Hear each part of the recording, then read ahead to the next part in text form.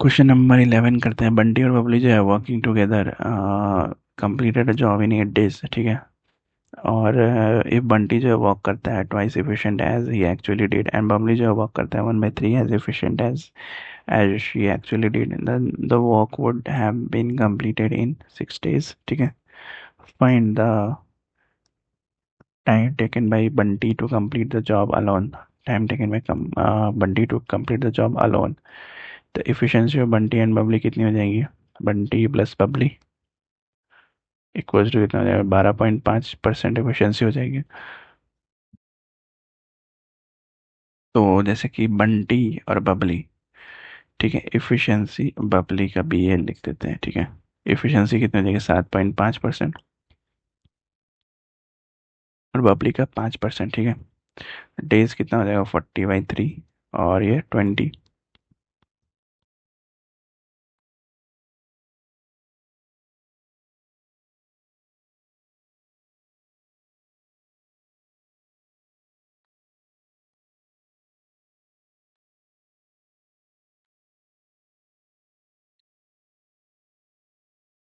ये है new efficiency of Bunty. और बबली का कितना है? 5/3%, ठीक है। तो कंबाइंड एफिशिएंसी कितनी हो जाएगी दोनों का कंबाइंड? 50/3%, ठीक है। तो नंबर ऑफ डेज टेकन कितना हो जाएगा? 100 में 50/3 यानी कि 6 days। ऑप्शन डी हमारा सही आंसर होगा, ठीक है। तो first time taken by Bunty to complete the job alone is 40/3, ठीक है। नेक्स्ट क्वेश्चन करते हैं 12 नंबर। ए सिंगल रिजर्वायर सप्लाईज करता है कितना? The petrol to the whole city while the reservoir is fed by a single pipeline, filling the reservoir with the stream of uniform volumes.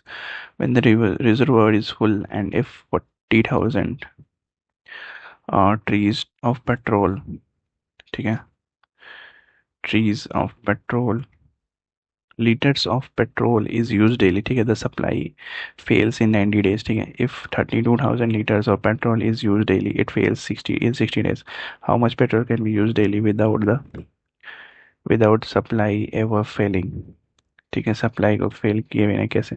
तो मान लेते हैं कि एक्स लीटर जो है पर डे फिलिंग और वी लीटर जो है वो कैपेसिटी ऑफ द रिजर्वायर है, ठीक है। तो 90x+v इक्वल टू कितना है? 40,000 इंटू 90, ठीक है। नेक्स्ट कितना है? 60x+v इक्वल टू कितना है? 32,000 इंटू 60। ये पहला और दूसरे इक्वेशन से एक्स की वैल्यू कितनी आ जाएगी? 5600। 56,000 लीटर्स जो है per day can be use without the failure of the supply. Option B हमारा सही आंसर हो। नेक्स्ट क्या है? रेल नीर जो है is packaged in a water bottle plant with the help of two machines M1 M2। M1 M2 जो है प्रोड्यूस कर रहा है 400 और 600 बॉटल्स पर लीटर, ठीक है, 600 पर minute. One day production can be process by M1 operating alone for 9 hours, by M2 operating alone for 6 hours, or by both M1 and M2 operating simultaneously for C 3 hours and 36 minutes. In if one day's production is processed by M1 operating alone for 1/3 of the same of the time, and M1 M2 जो है simultaneously operating for 2/3 of the time, then in how many hours total production of one day will be completed? तो total production of one day will correct. तो one day का production क्या होगा? एक दिन का प्रोडक्शन क्या होगा? 400 × 9 × 60, यानी कि ये कितने के बराबर होगा? 216 1 2 3 4 बॉटल्स पर डे, ठीक है। रेशियो ऑफ यूटिलाइज कितना हो जाएगा? Ratio of utilize of M1 and M1 plus M2 कितना आ जाएगा? 1:2, ठीक है। तो production of bottles of M1 in 1 minute, 1 minute का कितना है? 400। 1 मिनट में दिया हुआ है ना 400, और M1 and M2 together 2 minute में कितने प्रोड्यूस कर देंगे? तो 2 मिनट में कितने? 2000। अगर M1 का अलोन 400 है 1 मिनट में, तो कितने टाइम से? 400 टाइम से। तो 4 × 2, नहीं नहीं सॉरी, ये तो रेशियो ऑफ टाइम यूटिलाइज है ना, 1:2। ठीक है, ये नहीं करेंगे। M1 इन 1 मिनट में कितना फिल कर रहा है? 400। ठीक है, M1 प्लस M2 कंबाइंड निकालेंगे तो कितना हो जाएगा 2 मिनट में? ये तो 1 मिनट का हो गया है, ये 2 मिनट में, 2 मिनट में कितना? 2000। ठीक है, 2 मिनट में 2000, तो 2400 बोतल जो है can be process in 3 minutes. तो 3 मिनट में 2400 बोटल्स, तो 216000 जो है can be produced in 216000 bottle जो है कैन बी प्रोड्यूस्ड इन 3/2400, यानी कि 4.5 आवर्स। ऑप्शन सी हमारा सी आंसर होगा। ठीक है, नेक्स्ट क्वेश्चन करते हैं 14 नंबर।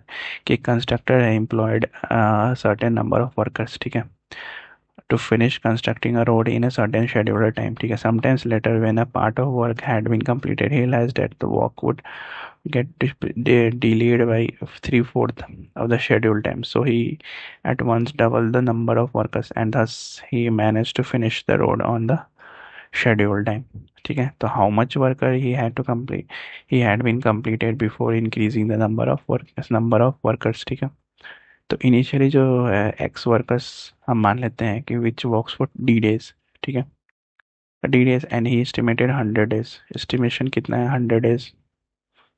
ठीक है, for the whole work and then ये डबल द वर्कर, वर्कर का डबल किया तो 100 - D डेज तो कम हो जाएंगे ना यहाँ से।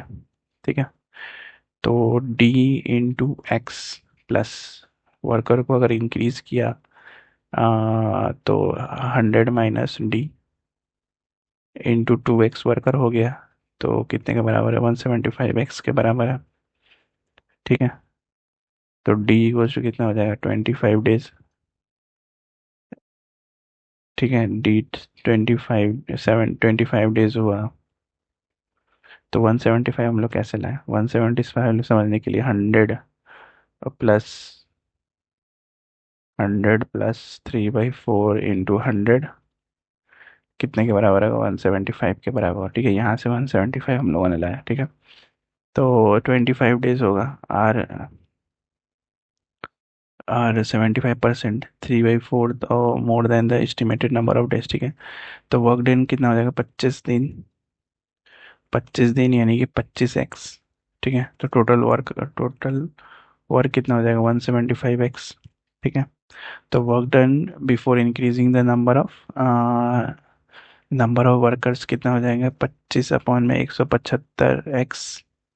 एक्स कैंसिल, 125 में और इंटू 100% में निकालेंगे तो 14 से ही 2/7%। ठीक है, नेक्स्ट 15 नंबर क्वेश्चन क्या बोल रहा है कि सम टाइम लेटर। ठीक है, some time later after the new workers were introduced, all of the newly introduced workers left the work due to heavy rain, and the efficiency of the remaining workers reduced by 20%, due to which the work finally got completed by delay of 60% of the scheduled time. Then how much worker still remain incomplete by the end of the scheduled time? तो इसका मतलब क्या हो गया कि 25, पहले question में पहले ही हम लोगों ने क्या बताया था? 25 दिन निकाला था ना जो, तो 25 दिन का क्या हो जाएगा? 25 × 20 यानी कि 500 man days। ठीक है, now since delay in 60%, delay works in 60%, तो इसका मतलब क्या होगा कि वर्क जो है कंप्लीट होगा कितने में? 160 डेज में। ठीक है, let increase the workers by 4k days. ठीक है, तो 40k + 16 into 135 - k equals to कितना हो जाएगा? 75 × 40, यानी कि की वैल्यू कितनी आ जाएगी? 35 डे। तो 40 वर्कर जो है ओनली लेंगे कितने? 35 दिन लेंगे।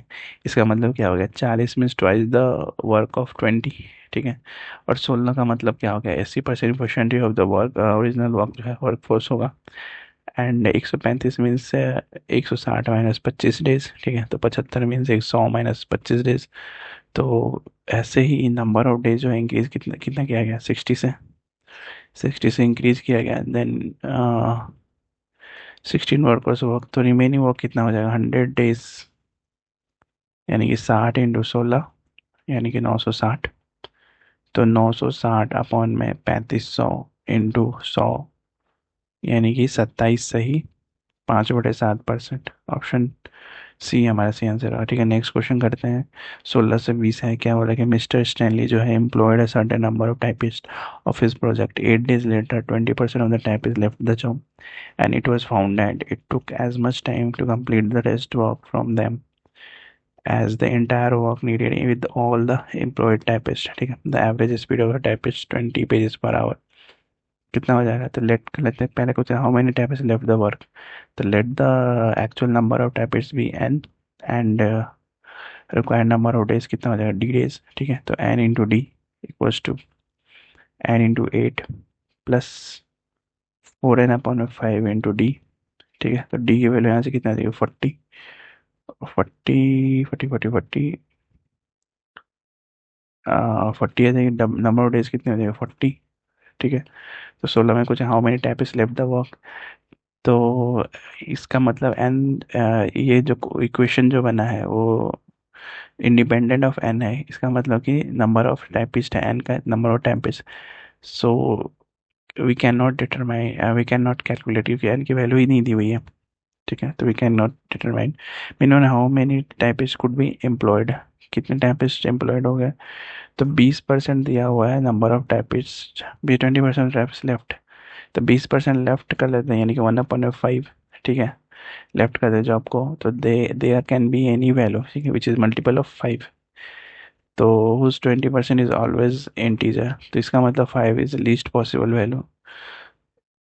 तो 5 ही सबसे लीस्ट पॉसिबल वैल्यू होगी। ठीक है, तो what could be the number of typist remain at work when 20% of employment typist left the job. तो रिमेनिंग कितने बचेंगे? जो रिमेनिंग होंगे वो मस्ट बी डिविजिबल ऑफ 4 होंगे। इसका मतलब क्या हुआ कि 4x अपॉन में 5 इक्वल्स टू क्या हो जाएगा? x यहाँ पे क्या है? एक्चुअल नंबर ऑफ टाइपिस्ट है। तो x की वैल्यू कितनी हो जाएगी? k 5 इंटू के अपॉन में 4। k जो है वो रिमेनिंग नंबर ऑफ टाइपिस्ट है। तो k जो है मस्ट बी डिविजिबल बाई 4 होना चाहिए, तो फ्रैक्शन नहीं होना चाहिए, क्योंकि k जो है पर्सन है, वो फ्रैक्शन कभी भी नहीं हो सकता। तो ऑप्शन सी जो है हमारा सही आंसर होगा। ठीक है, 68। नेक्स्ट क्वेश्चन क्या बोल रहा है कि what is the actual number of days required when it is done with the actual workforce through out the completion. तो 40। 40 यानी ऑप्शन सी, ये वाली 40। 20 नंबर क्वेश्चन है, 16 days जो है after the 20% type is left the job, it was decided to complete the work on time by increasing the workforce again by how much percent increase in workforce is required. How much percent workforce, यानी कि तो work done कितना हो जाएगा? Work done in 8 days, 8 days equal to 8x। ठीक है, तो work done in further 16 days में कितना हो जाएगा? फर्दर 16 days में, यानी कि 16 इंटू 4/5 एक्स, 64x/5। 64x/5, तो रिमेनिंग वर्क कितना हो जाएगा? इधर बनाते हैं। 64x माइनस, यानी कि 40x रिमेनिंग वर्क हो जाएगा। 40x minus 8x plus 64x/5 कितने के बराबर होगा? 96x/5। तेरे रिमेनिंग नंबर ऑफ डेज कितने हो जाएंगे? डेज इक्वल्स टू कितना? 40 माइनस 8 प्लस 16, यानी कि ये हो जाएगा 16। तो न्यू फोर्स कितना हो जाएगा? 96x अपॉन में 5 अपॉन में 16 हो जाएगा। तो कितना आ जाएगा? 6x/5 आ जाएगा। तो चेंज इन वर्कफोर्स कितना हो जाएगा? 6x/5 माइनस एक्स अपॉन में एक्स, यानी कि इंटू 100, यानी कि 20%। ऑप्शन नन ऑफ दिस है ना, 20% होगा। I am correct. मेरे को कमेंट में बनाना, ये 20% होगा ही ना, नन ऑफ दीज है, मैंने लगा दिया। ठीक है, मिलते हैं नेक्स्ट वीडियो में। Till then like share subscribe, bye bye.